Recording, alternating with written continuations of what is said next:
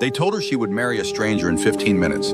They told this 21-year-old virgin that her carefully planned life had shattered like glass against stone. That duty demanded she step into a dead woman's shoes, or rather a dead man's wedding.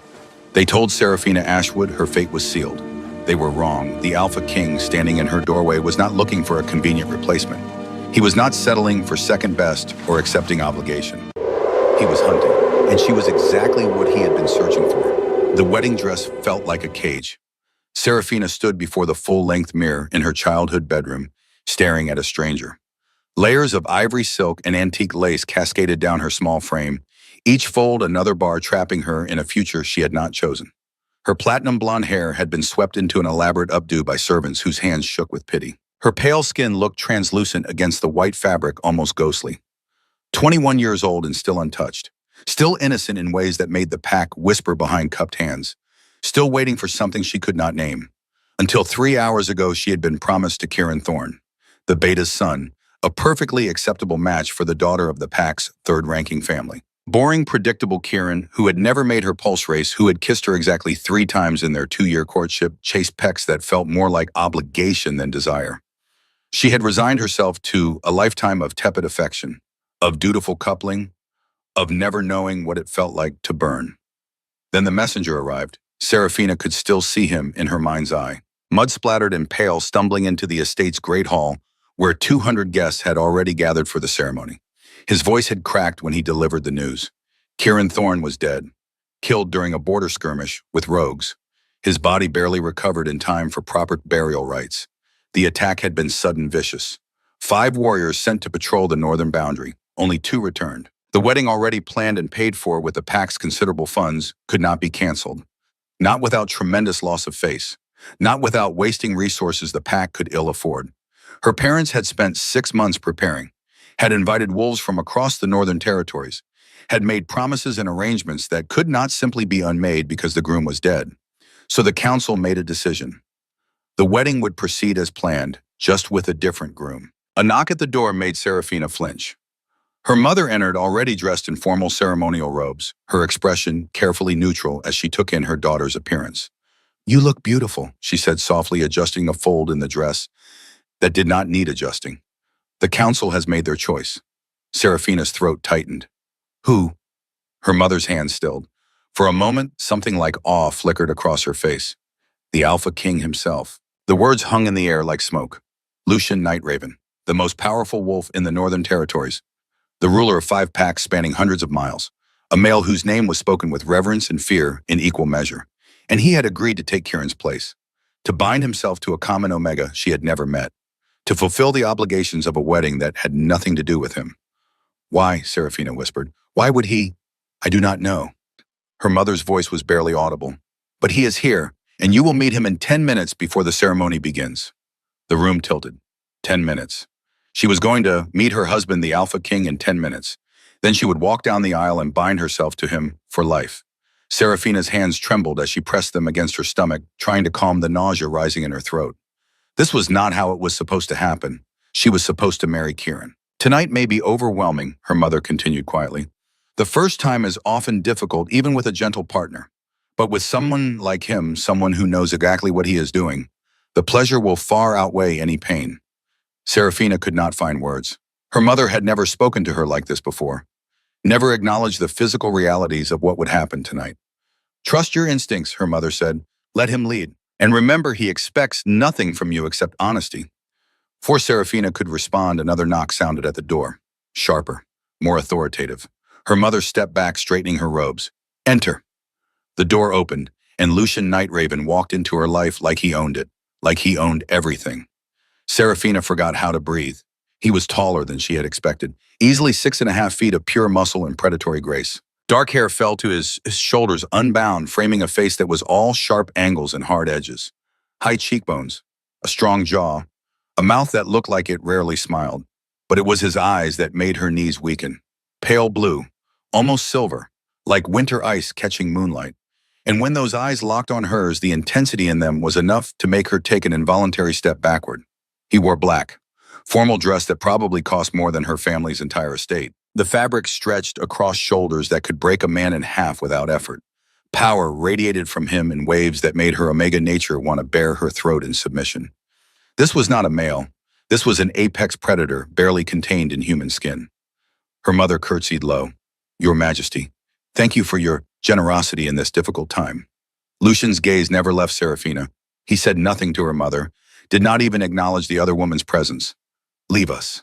It was not a request. Serafina's mother hesitated for only a heartbeat before obeying. The door closed with a soft click that sounded impossibly loud in the sudden silence. They were alone. Lucian took a step closer, then another. He moved with the fluid confidence of someone who had never been denied anything in his life, who had never needed to ask permission.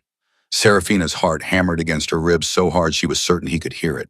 He stopped directly in front of her, close enough that she had to tilt her head back to meet his eyes, close enough that she could smell him. Pine, snow, something wild and untamed that made heat coil low in her belly. Your name is Serafina. His voice was deep, rough, not asking, stating.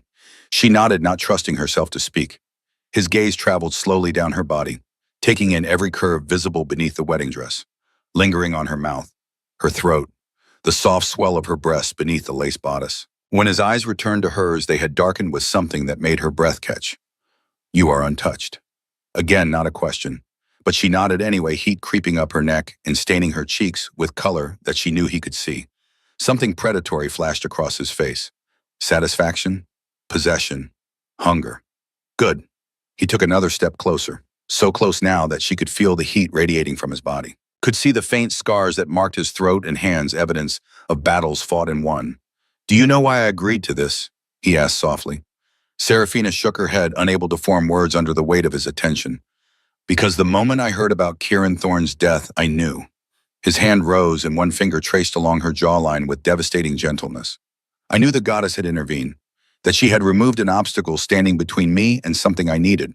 I do not understand, Serafina whispered. You will.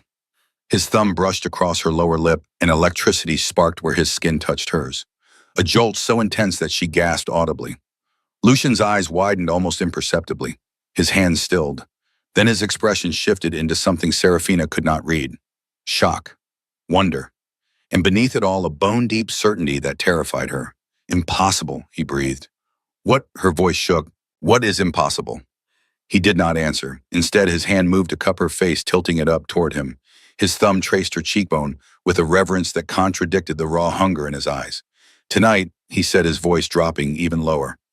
I am going to show you what your body was made for. I am going to touch you in places no one has ever touched. I am going to make you come apart beneath my hands until you are shaking with pleasure you never knew existed. Heat flooded through Serafina's core. Her thighs clenched involuntarily. And then, Lucian continued, leaning down until his mouth was inches from her ear. When you are desperate and begging, when you cannot think of anything except how badly you need to be filled, I am going to claim every inch of you. I am going to show you exactly why fingers could never stretch you the way I can.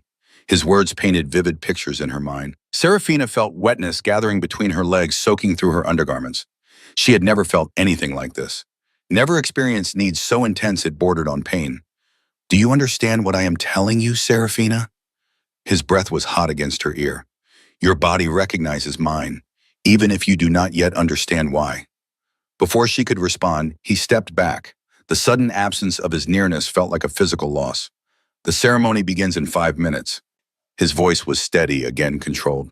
When you walk down that aisle, remember this, you are not marrying a stranger. You are claiming what was always meant to be yours. Then he turned and left. The door closed behind him and Serafina's legs finally gave out. She sank onto the edge of her bed, gasping for air, her entire body trembling. What just happened, that electric spark when he touched her? The way her body had responded to his proximity, like metal to a magnet. The absolute certainty in his voice when he said her body recognized his. She did not understand, but deep in her bones, in a place that had nothing to do with logic, she knew he was right. The ceremony was a blur of ritual and binding oaths. Serafina walked down the aisle on her father's arm, acutely aware of the 200 guests watching her with expressions ranging from pity to fascination. They had come to witness her marry Kieran Thorne. Instead, they would see her bind herself to a king. Lucian waited at the altar, imposing in his formal black attire. His expression was unreadable as she approached, but his eyes never left hers. When her father placed her hand in Lucian's, that same electric current sparked between them. Stronger this time. Strong enough that several people in the front row gasped audibly. The officiant began the traditional words, vows of loyalty and protection, promises to honor the pack and produce strong heirs, obligations that would bind them together until death. Serafina heard herself speaking the responses as if from a great distance. Her entire focus had narrowed to the male standing before her, to the warmth of his large hand engulfing hers, to the mate bond that was forming between them with every word spoken, because that was what this was. She understood it now, even without anyone explaining it to her. The goddess had not simply led Lucian to this wedding. She had orchestrated Kieran's death, had arranged circumstances so that Serafina would be standing here binding herself to her true mate instead of settling for a comfortable lie. When the officiant instructed Lucian to claim his bride with a kiss, Serafina expected something formal, chaste, appropriate for the hundreds of witnesses. She should have known better. Lucian's hand moved to the small of her back, pulling her flush against his hard body. His other hand cupped her face with surprising gentleness, and then he kissed her.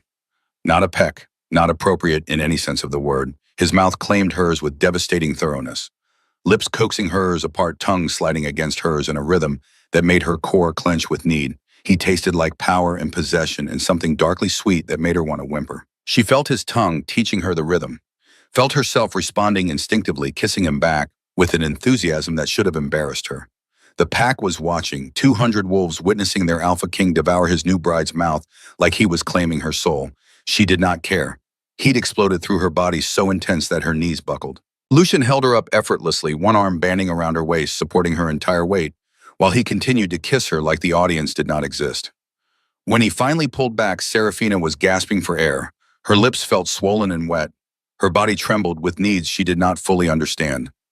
Lucian's eyes had darkened to storm cloud gray. His chest rose and fell with barely controlled breaths. Mine, he growled low enough that only she could hear. And the mate bond snapped into place with such force that Serafina cried out. It was like a golden thread connecting her heart to his. Unbreakable. Eternal. She could feel his emotions now. The fierce possessiveness. The barely leashed desire. And beneath it all, wonder that mirrored her own. The officiant cleared his throat awkwardly. I present to you Alpha King Lucian Night Raven and his mate Luna Queen Serafina. The pack erupted in applause and ceremonial howls. But Serafina barely heard them. She was too busy trying to process what had just happened. True mates. They were true mates. The goddess had not just led Lucian here. She had orchestrated everything: Kieran's death, the wedding that could not be canceled, even the timing to ensure that Serafina and Lucian found each other. Lucian's hand tightened on hers. Through the bond, she felt his satisfaction, his certainty. He had known. From the moment he walked into her room and felt that electric spark, he had known what she was to him. And he had claimed her anyway, without hesitation, without doubt.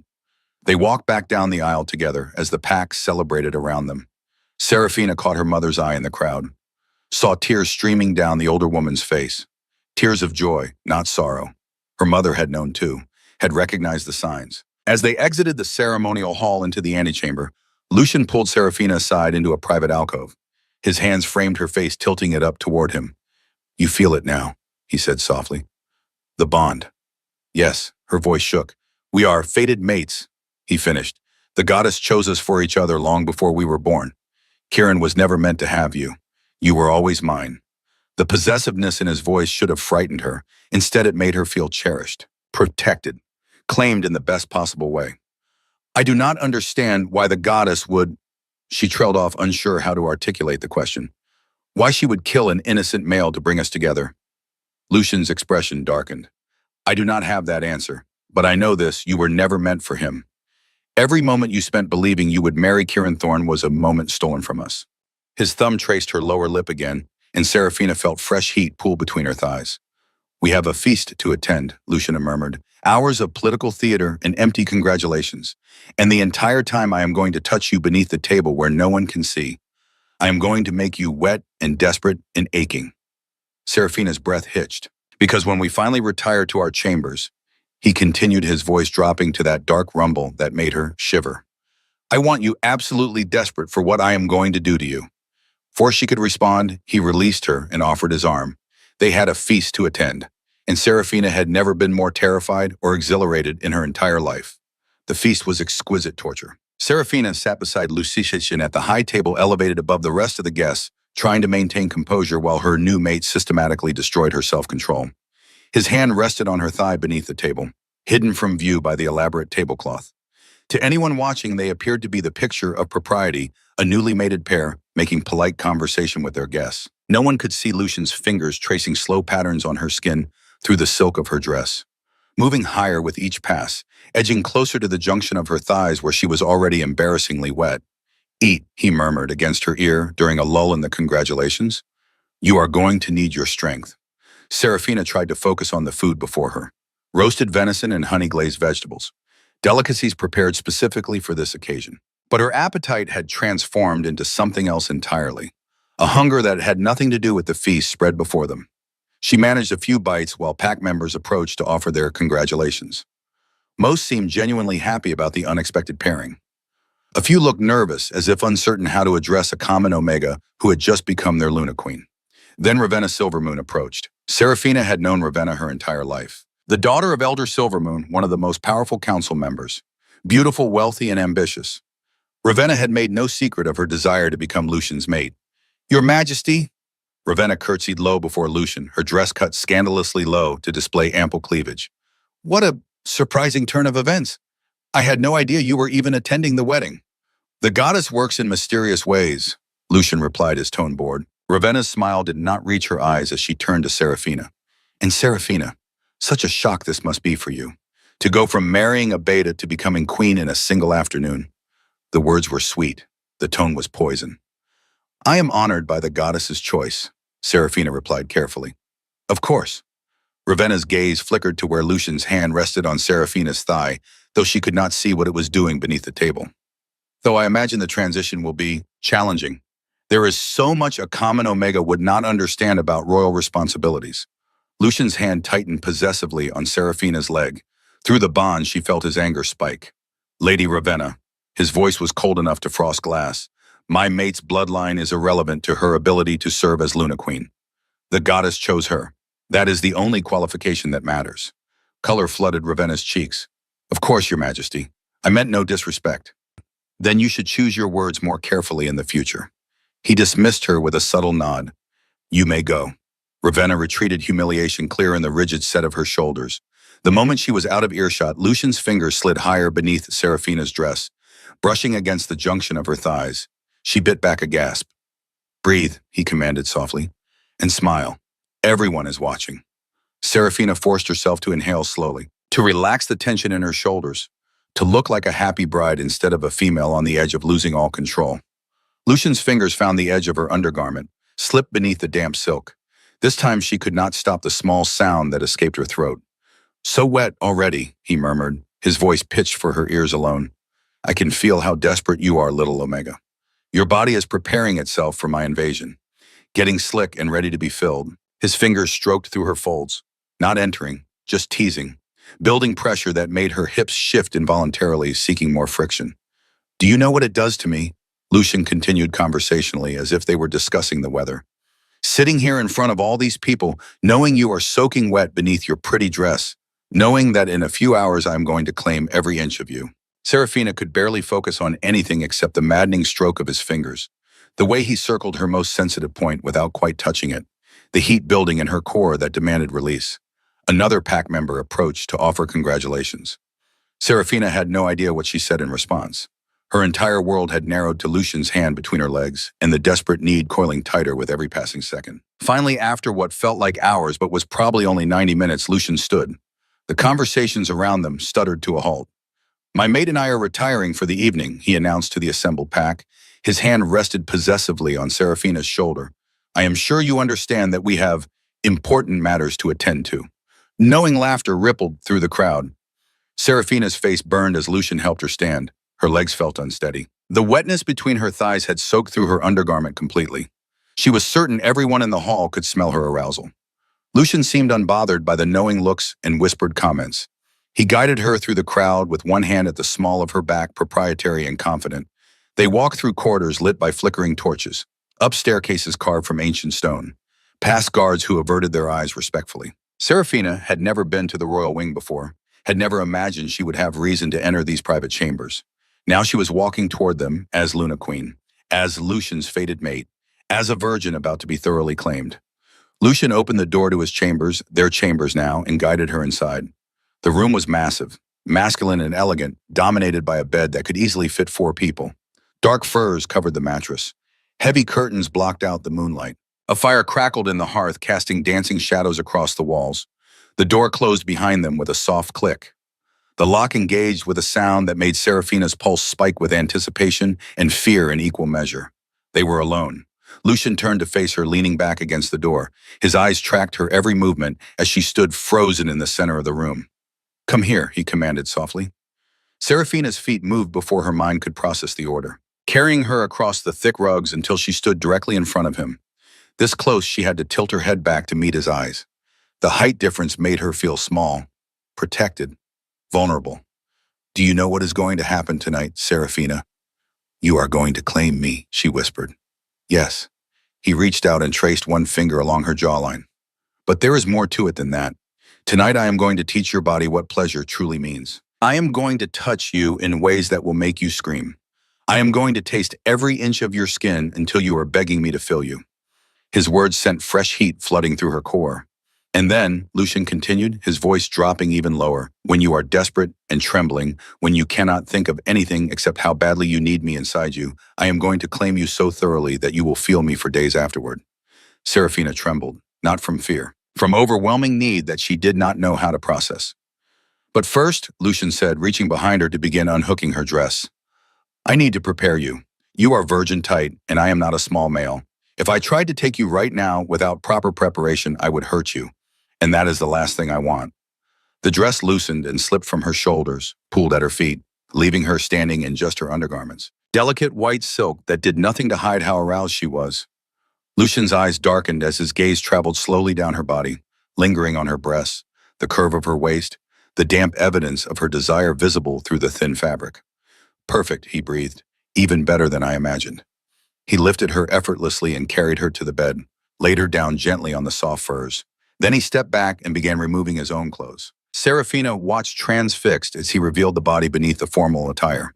He was magnificent, all hard muscle and warrior scars, broad shoulders tapering to a narrow waist, defined abdomen marked with old battle wounds. When he finally removed his trousers, she got her first look at his arousal, and her eyes widened in shock. He was massive, thick and long, and already glistening at the tip. There was no way that would fit inside her. It was impossible. Lucian must have read the panic in her expression, because he smiled slightly as he joined her on the bed. "Do not worry, little Omega." He positioned himself beside her, propped up on one elbow so he could look down at her. "Your body was made to take mine. It just needs to be taught how."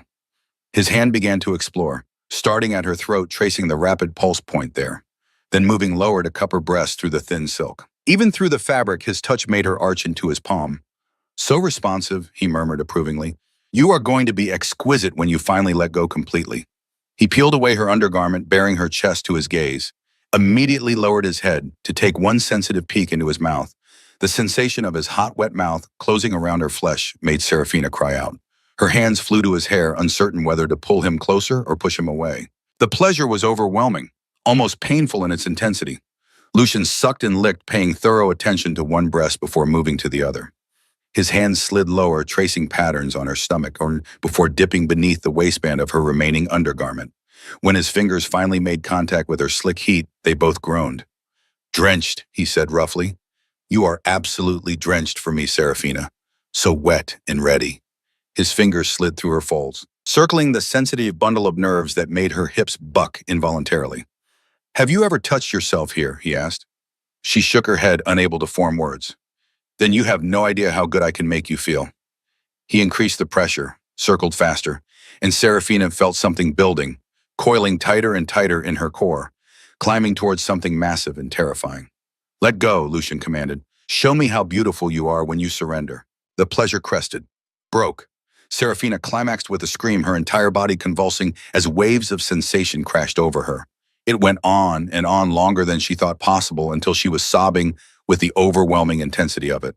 When she finally came down, gasping and trembling, Lucian was watching her with an expression of fierce satisfaction.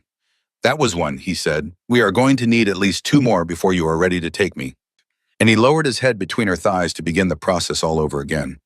Lucian's mouth on her most intimate place shattered every assumption Serafina had ever held about pleasure. His tongue traced through her folds with devastating precision, circling the sensitive bundle of nerves that made her back arch off the bed, sucking gently, licking with broad strokes that had her crying out his name into the darkness of their chamber. "Please," she gasped, though she did not know what she was begging for. "Please, I cannot." "You can." His voice vibrated against her flesh. "And you will. I told you, little Omega. 2 more before I claim you." He held her hips down with one strong arm when she tried to thrash, kept her exactly where he wanted her while he feasted. His other hand moved between her legs and she felt one long finger slide inside her. The intrusion burned slightly. Her body was so tight, unused to being breached, but Lucian worked slowly, patiently, moving his finger in and out while his tongue continued its relentless assault on her pearl. The dual sensations were overwhelming, pleasure built in waves, each one higher than the last. Serafina felt herself climbing towards something massive, something that would fundamentally alter her understanding of what her body was capable of experiencing. "That's it," Lucian encouraged against her sensitive flesh. "Let go for me. Show me how beautiful you are when you surrender completely." He curled his finger inside her, hitting a spot that made stars explode behind her eyes. Serafina climaxed with a scream that echoed off the stone walls. Her inner muscles clamped down rhythmically on his finger. Wave after wave of sensation crashed over her until she was sobbing with the intensity. Through it all, Lucian continued to work her with his mouth and hand, drawing out her release until she was certain she could not survive another moment. When she finally came down, gasping and trembling, he crawled up her body and kissed her deeply. She could taste herself on his lips and tongue, something that should have embarrassed her, but instead made fresh heat pool in her core. "That was 2, he murmured against her mouth. "1 more." Before she could protest that she could not possibly climax again, his hand was between her thighs, this time working 3 fingers inside her. The stretch was intense. Her body struggled to accommodate the increased fullness. But along with the burn came pleasure. The friction against her inner walls created sensations that had her hips rocking to meet him, seeking more despite the overwhelming nature of it all. "You are doing so well." Lucian praised, his voice rough with barely controlled desire, "taking my fingers so beautifully. But I am much thicker than this. I need you, dripping and desperate, before I can give you what we both want." He added a 4th finger, and Serafina felt the stretch acutely, felt her body struggling to accommodate the invasion. "Touch yourself," Lucian commanded. "Put your fingers on your pearl and make yourself come while I stretch you open."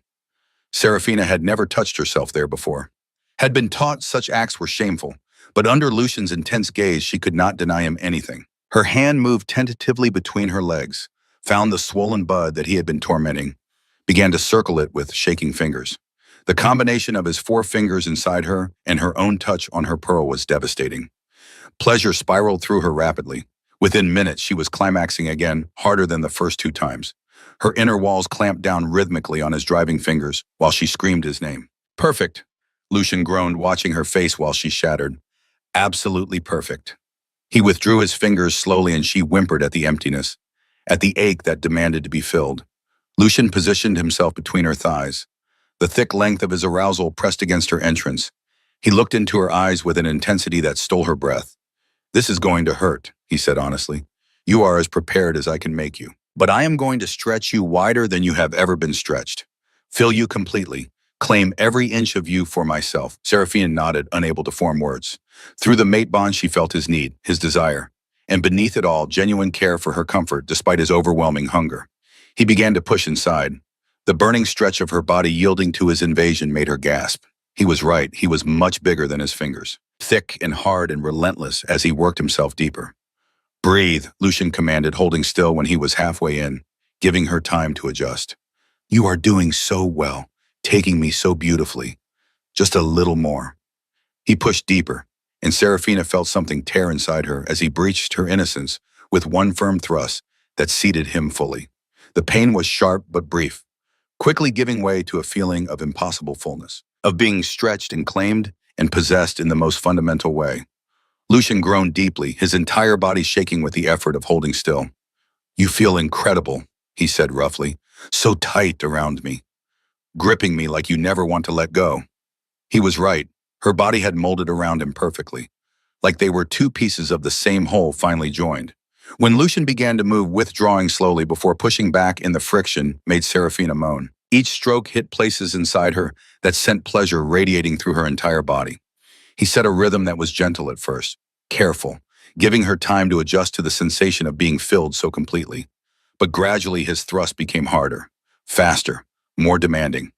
Serafina's hands clutched at his shoulders, nails digging into the scarred skin. Her legs wrapped around his waist, instinctively pulling him deeper. "Touch yourself again," Lucian commanded breathlessly. "I want to feel you come around me. Want to feel your body milking me while you scream my name." She obeyed. Her fingers found her swollen pearl and began to circle. The dual sensations, his thick length driving into her and her own touch, pushed her rapidly toward another climax. When Lucian angled his hips to hit that perfect spot inside her, with each thrust, she shattered completely. Her fourth climax was the most intense yet. Her entire body convulsed as pleasure crashed over her in overwhelming waves. She screamed his name exactly as he had predicted, felt her inner walls clamping down rhythmically on his driving shaft. "That's it," Lucian growled, his pace increasing as he chased his own release. "Come for me. Show me how good I make you feel." She felt him swell even larger inside her, felt him pulse and throb as he found his own completion. Hot liquid flooded her core, seeming to go on forever. When it finally ended, they collapsed together in a tangle of sweat-slicked limbs, both breathing hard, both trembling from the intensity. Lucian rolled them so Serafina was lying on top of him. His softening length remained buried inside her, his arms wrapped around her possessively. "That was just the beginning," he murmured against her hair. "By morning you are going to know exactly what every inch of your body was made for." Serafina believed him. Her body was already responding again despite the tenderness, already craving more of what he had just given her. She was his now, completely and irrevocably, and she would not have it any other way. The morning sunlight streaming through the heavy curtains woke Serafina slowly. She was alone in the massive bed, wrapped in soft furs that smelled like Lucian pine and snow and masculine musk that made her core clench with renewed desire despite the delicious ache between her thighs. Every movement reminded her of the night before, of being claimed thoroughly and repeatedly. Lucian had made love to her 4 more times before dawn, each time showing her new positions, new pleasures, new ways her body could respond to his touch. The door opened and Lucian entered carrying a tray laden with food. He was shirtless, wearing only loose sleep pants that rode low on his hips, revealing the defined muscles of his abdomen and the dark trail of hair that disappeared beneath the waistband. Just looking at him made heat pool low in Serafina's belly. "Good morning, little Omega." He set the tray on the bedside table before joining her on the bed. "How are you feeling?" "Sorry," she admitted quietly. "But good, really good." Lucian smiled and pulled the furs away from her body, bearing her completely to his gaze. "No hiding from me," he said firmly. "I want to see what I did to you last night. Want to see the evidence of my claiming." His eyes traveled over her naked form, lingering on the love bites and finger-shaped bruises on her hips from where he had gripped her during their passionate encounters. She bore the marks of his possession, and instead of feeling ashamed, she felt cherished. "You are going to be tender today," Lucian said, his hand sliding between her thighs to cup her sensitive core. "But that does not mean we are done exploring what your body can do." He began to stroke her gently, his fingers sliding through folds that were still slick from the night before. Serafina gasped at the contact, her body instantly responding despite the soreness. Within minutes, he had her climaxing again, proving that passion could survive tenderness. That desire only grew stronger with familiarity rather than fading. They spent the entire day in their chambers, learning each other's bodies, exploring preferences and boundaries. Lucian taught her to ride him, to take control of her own pleasure while he watched with hungry eyes. He showed her the exquisite torture of being taken against the wall, her legs wrapped around his waist while he drove up into her with powerful thrusts. Each new experience pushed Serafina further from the innocent virgin she had been and closer to the confident woman she was becoming. But it was not just physical. As they explored each other's bodies, they also began to learn each other's minds and hearts. Lucian told her about the loneliness of being Alpha King, of having the weight of 5 packs on his shoulders with no one to truly share the burden. Serafina confessed her fears of not being good enough, of being just a replacement bride rather than someone chosen. "You were chosen," Lucian assured her that first night as they lay tangled together after another intense session. "Not by me initially, but by the goddess herself. Mate bonds do not form by accident, Serafina. She knew exactly what she was doing when she brought us together." Serafina wanted to believe him, wanted to trust that this connection between them was more than just convenience or physical chemistry. But old insecurities died hard. The honeymoon period lasted exactly 1 week. 7 days of remaining in their chambers, of learning each other, of building the foundation of what would become an unbreakable bond. But on the eighth day duty called, Serafina had responsibilities as Luna Queen, pack members who needed her intercession, political realities she could no longer ignore. The council meeting that afternoon was her first official appearance in her new role. She sat beside Lucian at the head of the massive table. 12 council members arranged around them, alphas and elders who had ruled the Northern Territories for decades. Most seemed genuinely pleased to have her there, offering congratulations and pledging their support. But not all. Elder Thaddeus Greystone sat directly across from her, silver-haired and sharp-eyed. He had been on the council longer than Serafina had been alive, and he made his disapproval clear. "Your Majesty," he said, addressing Lucian while pointedly ignoring Serafina, "while we all appreciate the fortuitous circumstances that led to your mating, we must discuss the implications of having a common Omega in the Luna Queen position." The temperature in the room dropped noticeably. Lucian's hand found Serafina's beneath the table, squeezed reassuringly. "Elder Greystone," his voice was dangerously soft, "my mate's bloodline is irrelevant to her ability to serve. The goddess chose her. That is the only qualification that matters. With all due respect, Your Majesty, the goddess's will is open to interpretation." Thaddeus leaned forward. "The pack has certain expectations, standards that must be maintained." Several other council members shifted uncomfortably, but none contradicted him. Serafina felt heat creeping up her neck, shame and anger warring inside her chest. She was about to speak when Ravenna entered the chamber. "Forgive my tardiness," she said, taking her seat beside her father. Her eyes found Serafina's across the table with a flash of something cold and calculating. "I was detained." Serafina recognized immediately that Ravenna's strategy had evolved. No longer the open rival, now she would play the concerned friend, the helpful advisor, all while undermining Serafina at every turn. Over the following days, the pattern continued. Ravenna appeared everywhere Serafina went, offering advice with a smile that never reached her eyes, pointing out mistakes with false concern, making sure everyone witnessed Serafina's inexperience. "You poor dear," Ravenna said one afternoon as they walked through the palace gardens. "You must feel so overwhelmed, going from planning a simple beta mating to being thrust into royal life with no preparation." "I am managing," Serafina replied carefully. "Of course you are." Ravenna's hand touched her arm with false warmth. "But between us, you must know Lucian only married you out of obligation. Yes, the wedding was already planned. Someone had to fulfill the contract." The words hit exactly where they were meant to hurt. Serafina had wondered the same thing herself during dark moments, had questioned whether Lucian truly wanted her or simply accepted what the goddess provided.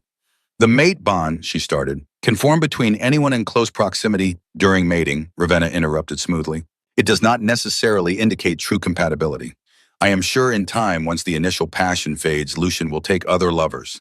Alphas of his status always do." Serafina said nothing, but doubt took root. That night, she was quieter than usual when Lucian reached for her, more hesitant. "What is wrong?" he asked immediately, sensing her mood through the bond. "Nothing," she lied.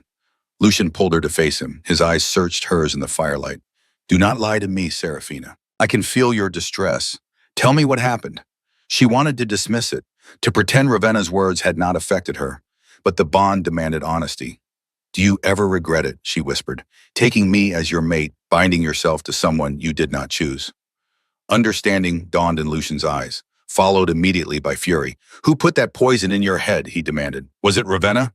Serafina's silence was answer enough. Lucian cursed viciously in the old language. Then he cupped her face gently, forcing her to meet his gaze. "Listen to me very carefully," he said. "I did not choose you initially, that is true. But the moment I felt the mate bond spark, I chose you. Every moment since I have chosen you. The goddess brought us together, but I claimed you because I wanted to. Because you are mine." He kissed her then, deep and claiming and full of emotions too complex to name. When he pulled back, his eyes blazed with determination. "Ravenna's silver moon is jealous," he said flatly. "She wanted to be Luna Queen. She spent years positioning herself for that role. And now a common Omega has taken what she believed was rightfully hers. She said, 'Alphas of your status take lovers.' I have no interest in lovers."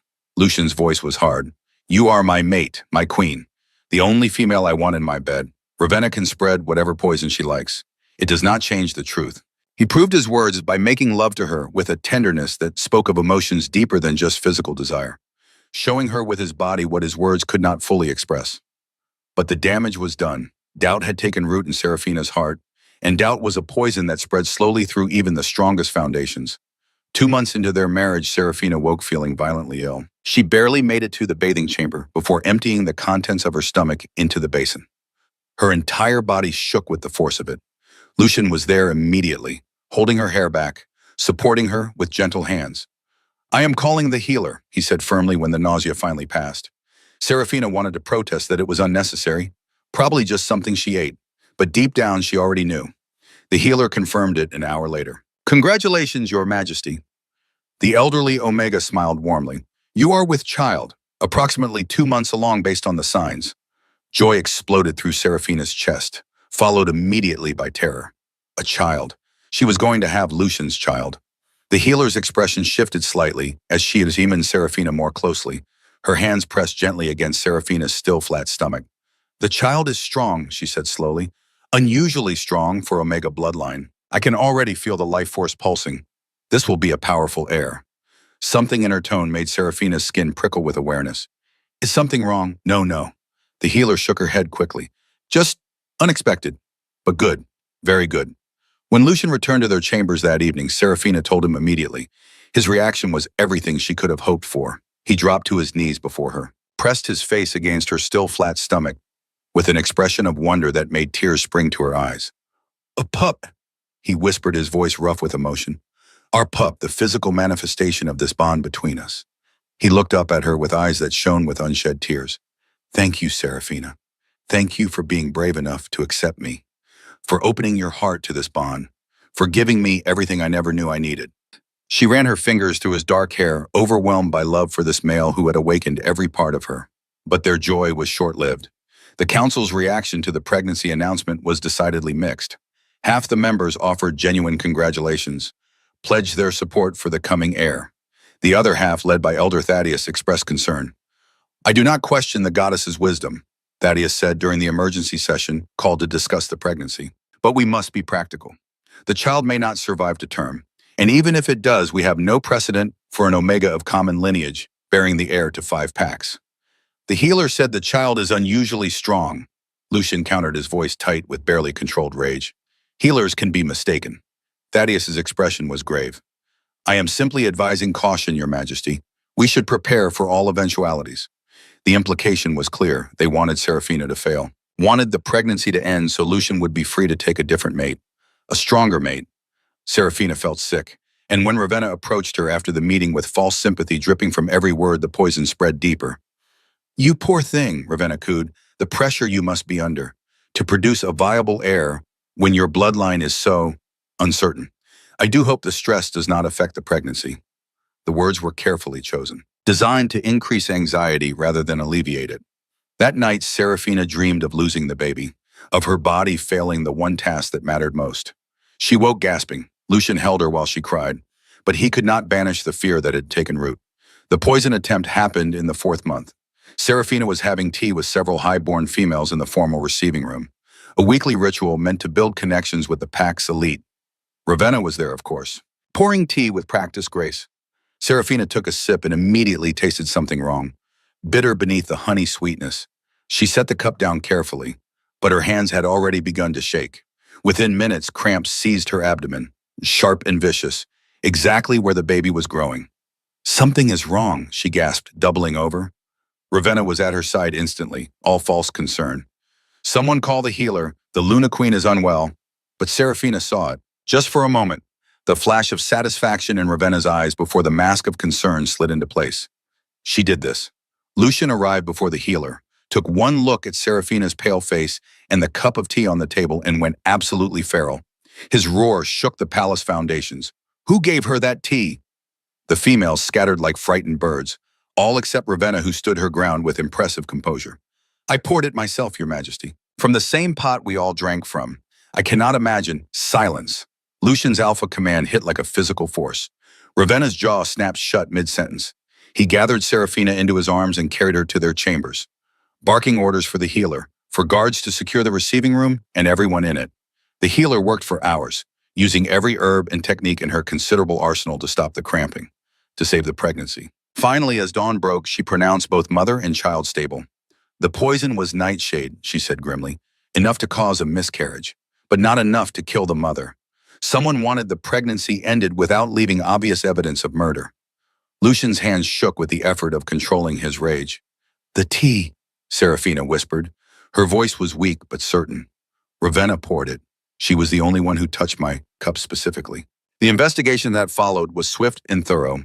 They found nightshade powder hidden in Ravenna's chambers, found correspondence with a rogue herbalist, found evidence of payments made to secure the poison. Ravenna denied everything, of course, claimed she was being framed. But the evidence was damning. Elder Silvermoon tried to protect his daughter, argued for leniency, suggested house arrest rather than exile. Lucian's response was ice cold. "Your daughter attempted to murder my heir, to poison my mate. The only reason she still breathes is because Serafina survived." He turned to address the assembled council. "Lady Ravenna Silvermoon is hereby stripped of all rank and title. She is banished from the Northern Territories. If she sets foot on our lands again, the penalty is death." Ravenna's composure finally cracked. She screamed her fury as guards dragged her from the hall. "She does not deserve you. She is common weak. I would have given you strong heirs. She will only bring shame to your bloodline." The doors slammed shut on her rage. Serafina watched it all from Lucian's side, feeling vindicated and horrified in equal measure. Ravenna had tried to kill her baby, had poisoned her out of jealousy and thwarted ambition. And now she was gone. But the victory felt hollow, because Elder Thaddeus and his supporters remained, still watching, still waiting for Serafina to fail. The pregnancy progressed carefully after that. Serafina was confined to bed rest for 2 weeks, monitored constantly by healers, protected by guards who had been personally vetted by Lucian. He barely left her side during that time, working from their chambers, sleeping with one hand always resting protectively on her growing belly. The bond between them deepened through the crisis. Serafina finally understanding the depths of Lucian's devotion, his willingness to burn down the world to keep her safe, and Lucian seeing her strength. The way she had survived poison meant to destroy her, the fierce protection she already felt for their unborn child. By the 5th month, Serafina was showing noticeably, her belly rounded with new life. Lucian was obsessed with it, constantly touching her stomach, talking to the baby, making plans for their future. But concerns remained. The healer continued to comment on the unusual strength of the child, the way it moved with power that should not be possible yet, the intensity of its life force. "I have delivered hundreds of babies in my years," she said during one examination, "but I have never felt anything quite like this. Your child is exceptional." Something in her tone made Serafina's instincts prickle. "What are you not telling me?" The healer hesitated, then reached for an ancient text she had brought. "There are legends," she said slowly, "of a bloodline thought extinct, the Lunaris sovereignty, royal Omegas who ruled before the current pack system. They were said to produce children of extraordinary power." She showed Serafina an illustration, an Omega with eyes that glowed gold, bearing a mark on her shoulder, a crescent moon intertwined with stars. These Omegas were hunted to extinction centuries ago. Their power threatened the new Alpha hierarchy, but legends suggest some survived, went into hiding, diluted their bloodline over generations to escape detection. Serafina's hand moved unconsciously to her shoulder, where a birthmark she had always dismissed as ordinary rested beneath her clothing. The healer's eyes widened. "May I see?" With shaking hands, Serafina lowered her dress enough to reveal the mark. The healer gasped. There, on Serafina's pale skin, was the exact symbol from the ancient text, a crescent moon intertwined with stars. "It cannot be," the healer breathed. "You are Lunaris, direct descendant of the moon sovereignty." The revelation crashed over Serafina like a tidal wave. She was not common Omega. She was royalty, ancient, powerful royalty that had been hidden for centuries. "Does Lucian know?" the healer asked urgently. "No, I did not know myself. I thought it was just a birthmark." The child's strength makes sense now. Lunaris bloodline mixing with Alpha King power. "This baby will be extraordinary." The healer's expression turned grave. "But you must be careful who learns of this. The bloodline was hunted for a reason. There are still those who would see it destroyed." As if summoned by the warning, cramping seized Serafina's abdomen, sharp and vicious, nothing like before. "The baby," she gasped. "Something is wrong." The healer's hands pressed against her stomach. Her face went pale. "You are going into labor, but it is too early. Only 7 months. The child is not ready." Pain ripped through Serafina. Her water broke in a rush of fluid. "Get the king," the healer barked at the guards. "Now!" The next hours were a nightmare of pain and fear. Lucian arrived to find Serafina screaming through contractions that should not be happening yet, the baby fighting to be born too soon. "You have to stop it," he commanded the healer desperately. "The child will not survive if it comes now." I cannot stop what has already begun. The healer's hands worked frantically. All I can do is help it survive. The labor was brutal, Serafina's body tearing as it struggled to birth a child too large for her small frame, blood soaking through the linens faster than servants could replace them. She was dying. Lucian knew it even before the healer confirmed it. The bleeding will not stop, the old Omega said quietly, even if we save the child, the mother. No! Lucian's roar shook the chamber. He climbed onto the bed beside Serafina, pulled her into his arms. You are not leaving me, he growled against her ear. Do you hear me? We are fated. The goddess did not bring us together just to tear us apart. Through the bond, Serafina felt him gathering his alpha life force, felt him preparing to do something that would either save her or kill them both. Lucian, no, she whispered weakly. The baby needs you. If I die. You are not dying. He bit down on his own wrist, drew blood, then pressed the wound to her lips. Drink. Alpha blood was powerful, could heal wounds, strengthen the weak, but giving too much could drain the donor to the point of death. Serafina tried to turn her head away, but Lucian held her firm. Drink, she obeyed. His blood flooded her mouth, hot and metallic and thrumming with power. She felt it racing through her veins, knitting torn tissue, strengthening failing organs. The baby crowned with a final push. And then a cry filled the chamber. Strong, healthy, furious at being forced into the world too soon. A son, the healer announced, tears streaming down her face. You have a son, your majesties. She placed the baby on Serafina's chest, and Serafina saw through blurring vision that he was perfect, small but strong, already trying to lift his head. His eyes opened briefly and flashed gold, Lunaris gold, confirming what the healer had discovered. But Lucian collapsed beside her, his face ashen. He had given too much blood, weakened himself critically to save her. No, Serafina sobbed, trying to reach for him. No, please, Lucian. His eyes fluttered. Through the bond, she felt his consciousness slipping. Worth it, he whispered. You and our son. Worth everything. Then his eyes closed, and the Alpha King fell into a coma from which he might never wake. The Alpha King lay motionless in their bed. 3 days had passed since Lucian collapsed. 3 days since he had given so much of his life force to save Serafina that his own body shut down in self-preservation. 3 days since their son was born. Serafina sat beside her mate, one hand holding his, the other cradling the small bundle against her chest. The baby, they had named him Cassian, nursed contentedly, oblivious to the crisis surrounding his birth. Healers came and went, checking Lucian's vital signs, monitoring his breathing, trying every remedy in their considerable arsenal. Nothing worked. The Alpha King remained trapped in a coma, his body present, but his consciousness somewhere unreachable. Through the mate bond, Serafina could feel him, a distant flicker, like a candle flame viewed from miles away. He was alive, but barely. Your Majesty, the elderly healer's voice was gentle. You need to rest. You nearly died 3 days ago. Your body needs time to recover. I am fine, Serafina replied automatically. It was a lie. Her body ached. The birth had torn her in ways that would take weeks to fully heal. Blood loss had left her weak and dizzy, and the emotional toll of watching Lucian waste away while she recovered was destroying her. But she could not rest, because the vultures were circling. Elder Thaddeus had called an emergency council session for that afternoon, and Serafina knew exactly what he intended. With the Alpha King incapacitated, someone needed to rule, and Thaddeus would argue that a common Omega who had just given birth was unfit for that responsibility. He would try to install himself as regent, or worse, declare the mating void and install a new Alpha entirely. Serafina looked down at Cassian, at his tiny fist curled against her chest, at the shock of dark hair so like his father's. She would not let anyone take this from them.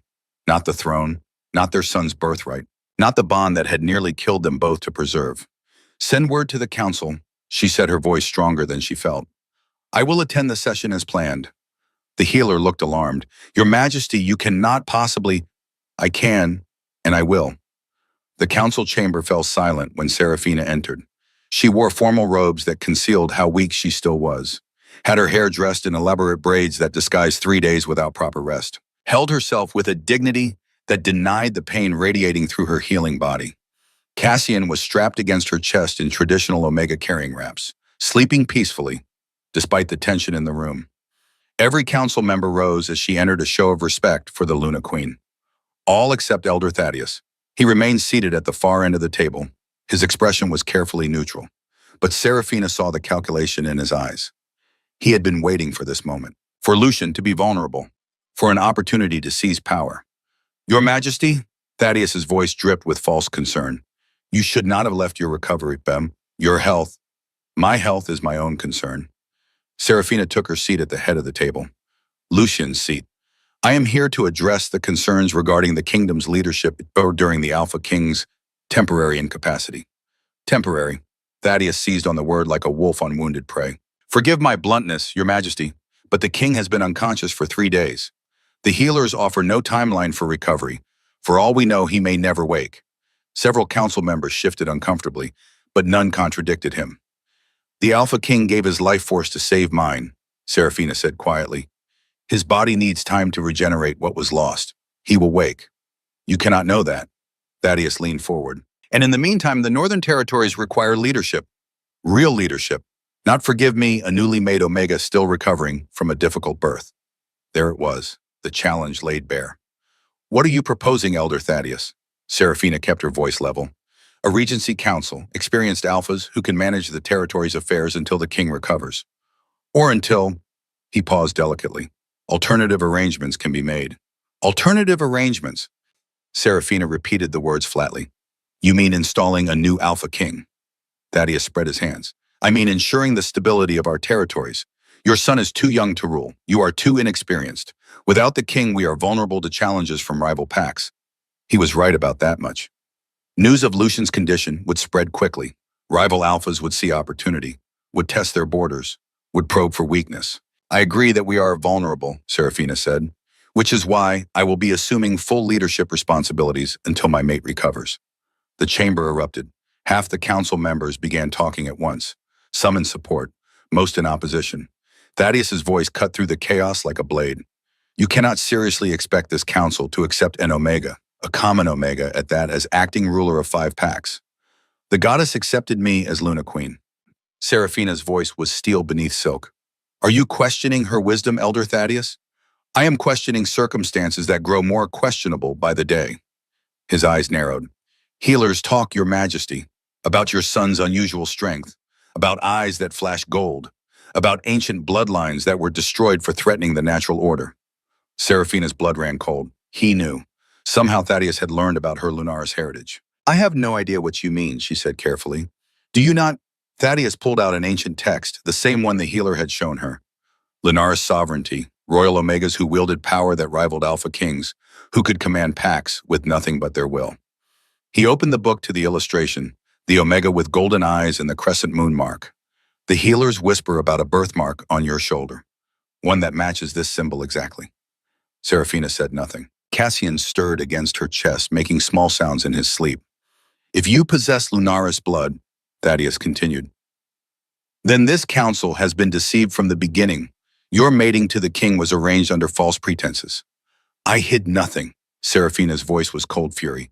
I did not know my own heritage until after my son was born. The bloodline was diluted over generations, hidden to protect survivors from males like you, who saw strength in Omegas as corruption rather than blessing. So you admit it. Thaddeus looked triumphant. You are Lunaris, ancient royalty pretending to be common Omega. I am both. Serafina stood despite the pain that shot through her healing body. I am descended from the moon sovereignty, and I am common Omega who was forced to replace a dead bride. These truths do not contradict each other. She moved around the table toward Thaddeus, each step deliberate, powerful. My bloodline explains why my son is strong, why I survived a birth that should have killed me, why the mate bond with Lucian formed so intensely. She stopped directly before the elder. It does not invalidate our mating, it confirms it. The council will never accept. The council does not have a choice. The voice came from the doorway, every head turned. Lucian stood there, leaning heavily against the doorframe. His face was pale, his body clearly weak, but his eyes blazed with silver fire. Lucian, Serafina started toward him, but he held up a hand. Stay. His voice was rough from disuse. Let them see their Luna Queen. Let them see the female who rules in my stead. He pushed off the doorframe and walked into the chamber. Each step clearly cost him, but he made it to the table and placed both hands flat on the surface. My mate is Lunaris, he said, addressing the assembled council. Direct descendant of the most powerful Omega bloodline in history. She did not hide this.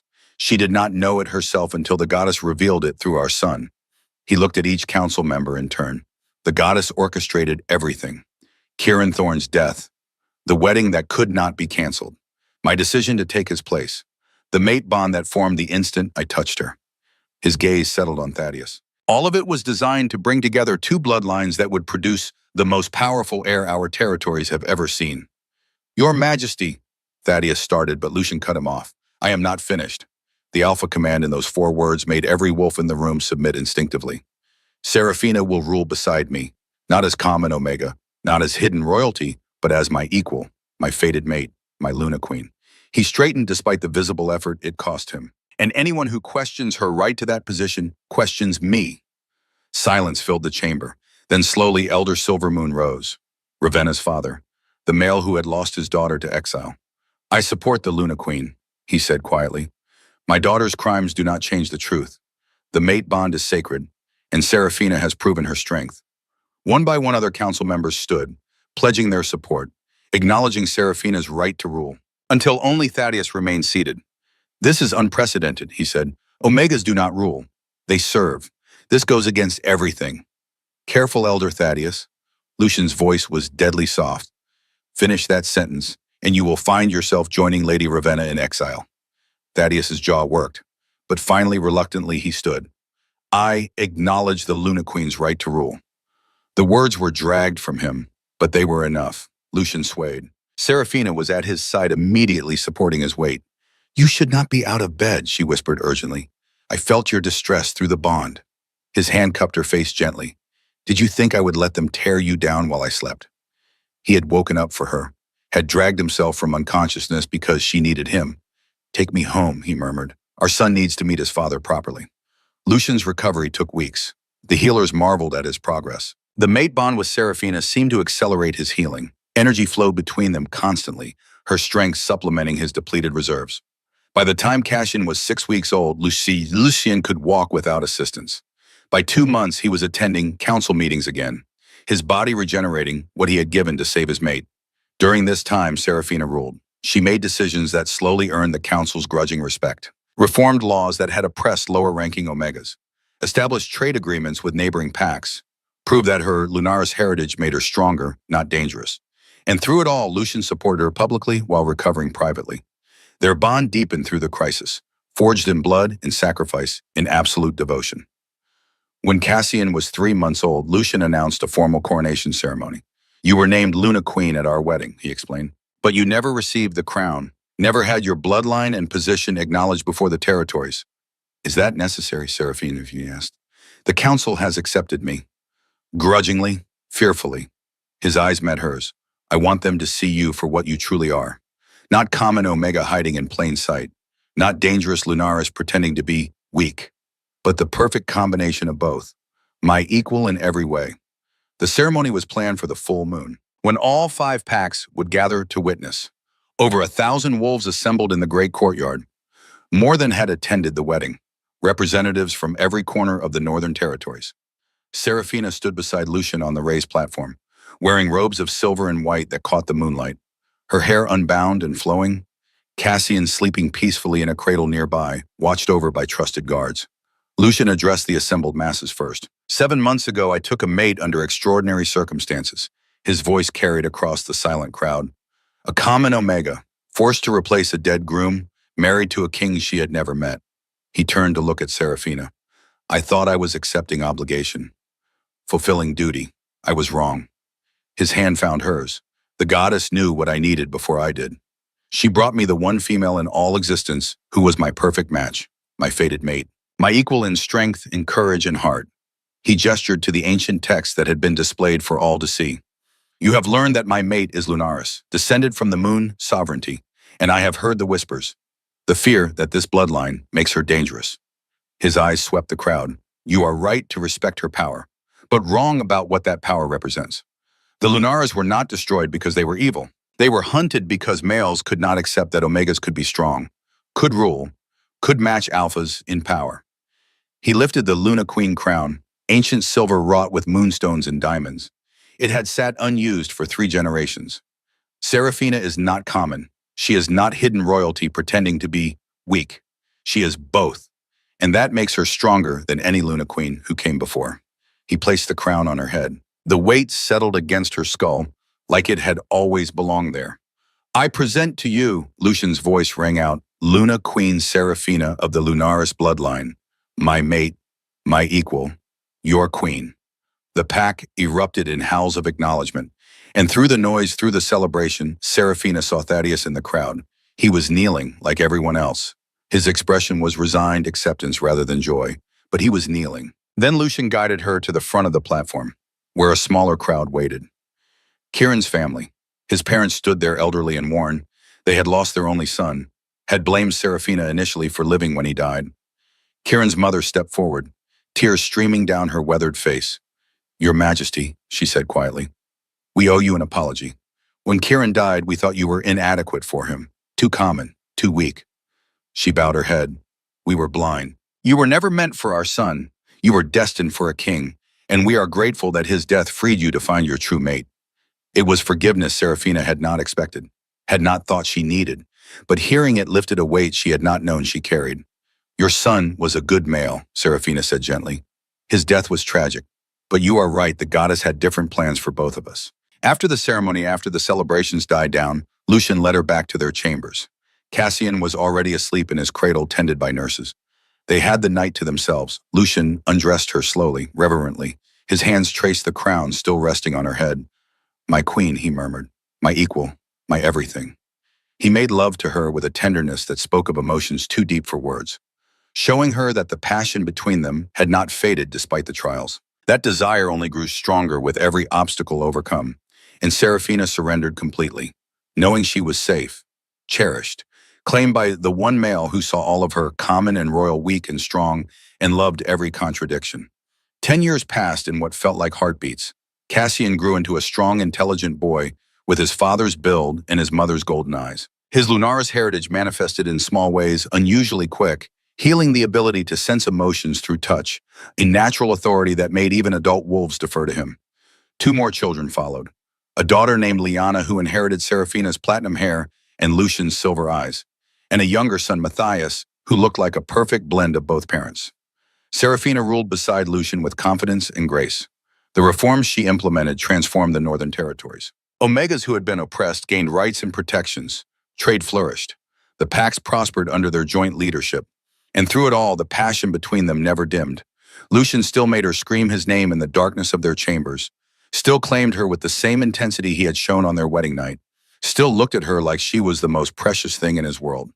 On their 10th anniversary, he gave her a necklace. The pendant was shaped like a wolf's head, with eyes made of rare blue diamonds that matched his own eyes perfectly. 10 years ago, he said as he fastened it around her neck, I claimed a terrified virgin who believed she was nobody. Tonight I celebrate the incredible woman she became. He pulled her into his arms. You are my mate, my equal, my reason for everything.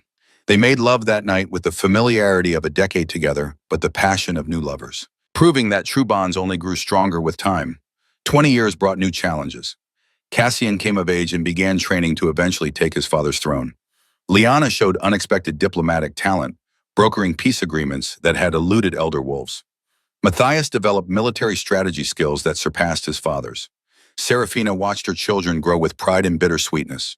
They were becoming their own people, strong and capable, and ready to leave the nest. Lucian held her through the emotional moments, reminding her that their purpose had been to raise wolves who could change the world, and they had succeeded. Elder Thaddeus retired from the council. His last act was acknowledging publicly that he had been wrong about Seraphina, that her Lunaris heritage had made the territories stronger, not weaker. It was as close to an apology as the proud elder would ever give. On their 20th anniversary, Lucian took Seraphina to a place she had never been, a cave in the northern wilderness. This is where wounded wolves come to die, he explained as they entered, or to be saved. Inside, he showed her the spot where he had fought rogues 20 years ago, where he had been wounded and left for dead before managing to crawl to safety. I was coming back from that battle, he said quietly, when I heard about Kieran Thorne's death. I was bleeding and exhausted and in pain. But the moment I heard about the wedding that could not be canceled, I knew the goddess was calling me. He pulled her close. This is where it began, where I chose to live instead of die, because somewhere my mate was waiting for me. They made love in that cave, reclaiming the space where destiny had first whispered Lucian's name. And Seraphina understood that love was not a destination. It was a journey that deepened with every shared moment, every trial overcome, every choice to choose each other again and again. 30 years brought grandchildren. Cassian mated with a strong alpha female from the Eastern Territories. Their union produced two sons who inherited both Lunaris and Alpha King bloodlines in equal measure. But it was Lyanna's story that echoed her mother's most completely. At 20 years old, Lyanna was betrothed to Alpha Kalen of the Southern Pax, a political arrangement designed to unite territories. She came to Seraphina in tears the night before her wedding. "I do not love him, mother. I barely know him. How can I bind myself to a stranger for life?" Seraphina took her daughter's hands, seeing so much of her younger self in Lyanna's frightened eyes. "I married your father after knowing him for 15 minutes, she said gently. "I was terrified, certain my life was over. I could not have been more wrong. But you had the mate bond. We had a spark, nothing more. The bond formed during our wedding ceremony. But even that was not what made our mating successful." Seraphina smiled. "It was choosing each other, every day, through every challenge. That choice is what built our love. What if Kalen is not my fated mate? Then you will build something different, but equally valuable." Seraphina squeezed her daughter's hands. "The goddess does not always give us what we think we want. She gives us what we need. Trust her wisdom, trust yourself, and give Kalen a chance to prove himself." Lyanna's wedding mirrored Seraphina's own, a nervous bride, a groom who was essentially a stranger. Vows spoken with trembling voice. But when Kalen kissed his new mate, Seraphina saw it. The spark, the widening of Lyanna's eyes, the way she gasped against his mouth. Mate bond, fated just like Seraphina and Lucian. The goddess had orchestrated another perfect pairing disguised as political arrangement. After the ceremony, Lyanna found her mother in the crowd. Her eyes were shining with wonder and disbelief. "You were right," she whispered. "He is my fated mate. I felt it the moment he kissed me." "The goddess knows what she is doing," Seraphina replied, "even when we do not understand her methods." Watching her daughter experience the same journey from fear to wonder to love filled Seraphina with profound gratitude. Her own forced marriage had seemed like a curse, but it had been the greatest blessing of her life, and now her daughter would experience the same transformation. 50 years. Half a century since Seraphina had stood in her childhood bedroom, terrified of marrying a stranger. The anniversary celebration was massive. 4 generations gathered, hundreds of wolves from across the territories, all come to honor the Alpha King and Luna Queen whose bond had become legendary. Seraphina and Lucian stood together on the same platform where she had been crowned 30 years earlier. They were both in their 70s now. Silver streaked through Lucian's dark hair. Fine lines marked the corners of Seraphina's eyes. Their bodies showed the passage of time, but the bond between them burned as bright as ever. Cassian stood beside them with his own mate and children. Lyanna with Kalen and their growing family. Matthias with the female he had chosen. Grandchildren and great-grandchildren filling the courtyard, a dynasty built from a marriage that neither of them had chosen. Lucian addressed the crowd one final time. 50 years ago, I walked into a stranger's chambers and claimed her as my mate. I thought I was fulfilling obligation, replacing a dead groom to save a family's honor. His hand found Seraphina's, their fingers intertwined with the ease of 5 decades. I did not know I was meeting my other half, my fated mate, the one female who would transform me from a lonely king into a complete male. He turned to face her fully. Kieran Thorne's death was tragic, but it was also necessary. You were never meant for him, Seraphina. You were always meant for me, and every day of these 50 years has proven that the goddess knew exactly what she was doing. Seraphina smiled through tears. I was terrified that first night, she said, addressing the crowd. I thought my life was ending. I thought being forced to marry a stranger was the worst thing that could happen to me. She looked at their children, their grandchildren, the legacy they had built together. I was so wrong. That forced marriage was the beginning of everything. It taught me that love is not always convenient, not always expected, but always worth fighting for. The celebration continued late into the night, but eventually Seraphina and Lucian retired to their chambers, the same rooms they had shared for 50 years, where they had loved and fought and built a life together. Lucian undressed her slowly, his hands still knowing exactly where to touch, how to make her breath catch despite decades of familiarity. 50 years, he murmured against her skin, and I still want you as desperately as I did that first night. He made love to her with the skill of long practice and the passion of new discovery, proving that desire survived age, that true mates only grew closer with time. Afterward, they lay tangled together in the darkness. Do you ever regret it? Seraphina asked quietly. Taking on a bride you did not choose, never. Lucian's voice was absolute certainty. You are the best thing that ever happened to me. The goddess knew exactly what she was doing when she formed our mate bond. He kissed her forehead gently. Kieran's death freed you to find me. Your forced marriage became our destiny. And every moment since has been exactly what we both needed. Serafina smiled in the darkness. She had been nobody. Common Omega forced to replace a dead bride, terrified and alone and certain her life was over.